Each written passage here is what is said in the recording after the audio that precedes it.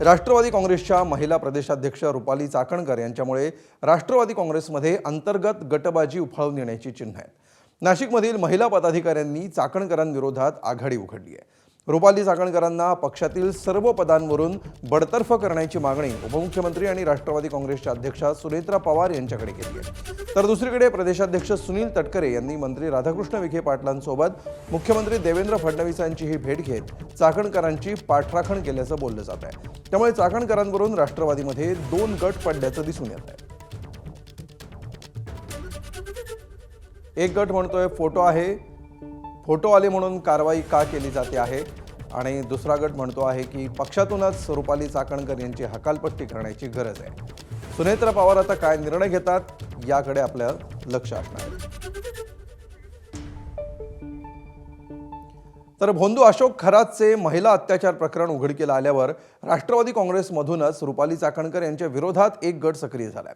रुपाली चाकणकर यांना प्रदेशाध्यक्षपदावरून बडतर्फ करावं ही मागणी जोर धरते आहे। नाशिक जिल्हा राष्ट्रवादी काँग्रेसच्या महिला जिल्हा अध्यक्ष आणि भगूर नगरपालिकेच्या नगराध्यक्षा प्रेरणा बलकवडे यांनी रुपाली चाकणकरांच्या राजीनाम्याची मागणी केली आहे। महिला अध्यक्षा आपल्या सोबत आहेत। ताई, तुम्ही जिल्ह्याच्या अध्यक्ष आहात महिला, तुम्ही ही मागणी का केली? महिलांमध्ये बेचैनीमध्ये त्यांनी चर्चा केली की आपण काय करावं, वहिनींना सांगूयात, यांना नको आपल्याला या पक्षावर, अशा महिलांना घेऊन आम्ही काम नाही करू शकत, ग्रामीण भागामध्ये त्यांना घेऊन फिरणं देखील आता शक्य नाहीये। त्या अनुषंगाने आम्ही सगळ्या महिलांनी पत्र पाठवले आणि ते पत्र आम्ही वहिनींकडे आणि वरिष्ठांकडे पोहोचवले आहे। रुपाली चाकणकरांचं काही पत्र तुम्हाला प्राप्त झालं आहे का? महिलांचा नाशिकमध्ये दौरा करायचा किंवा असं काही नाही? एक ग्रुपमध्ये फक्त झालं होतं जेव्हा त्यांनी राजीनामा दिला आयोगाच्या पदाचा, त्यावेळेला ग्रुपवर एक मेसेज आला होता की आयोगाचा राजीनामा दिलाय, प्रदेशाध्यक्ष पदाचा नाही, आता जोरात जिल्ह्याचे दौरे सुरू करणार।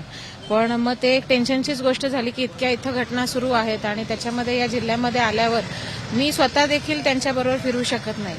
तालुक्याच्या महिलांना देखील तीच, म्हणजे मी आधी स्वतःचं एक पत्र वहिनींना आधी 3-4 दिवसापूर्वी एक मेसेज केला होता, पण तालुक्याच्या महिलांकडून जेव्हा सगळ्यांकडून ही चर्चा सुरू झाली तर मग आम्ही एकत्रितपणे ठरवलं की आता आपण पाठवायला। का बरं त्यांच्यासोबत का फिरू शकत नाही? त्यांचं जे आता प्रतिमेचा विषय झालेला आहे किंवा या घटनेशी आतापर्यंत आम्ही राष्ट्रवादी महिला काँग्रेस नाशिक जिल्ह्यातून यापूर्वी कुठेही महिलांवर अत्याचार झाले किंवा महिलांवर कुठल्याही घटना घडल्या तर आंदोलनाला मी सगळ्यात पुढे राहायचे आणि आम्ही कायम या गोष्टींचा विरोध केलेला आहे। आणि आता ह्या प्रकरणामध्ये आमच्या वरिष्ठांचं जर नाव येत आहे तर जरी त्या पक्षांतर्गत विषय असतील किंवा पक्षाच्या असतील म्हणून आम्ही बोलायचं नाही, हे कुठेतरी चुकीचं वाटतं। आणि आज आम्ही महिलांमध्ये जेव्हा जाऊ किंवा ग्रामीण भागामध्ये घेऊन महिला संघटना जेव्हा वाढवायचा प्रयत्न करू तेव्हा बोट आमच्याकडे दाखवलं जाणार आहे की आता का तुम्ही गप्प बसले आहात।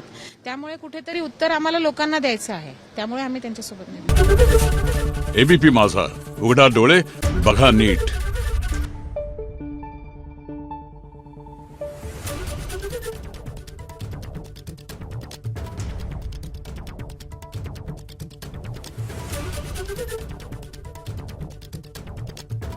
Thank you.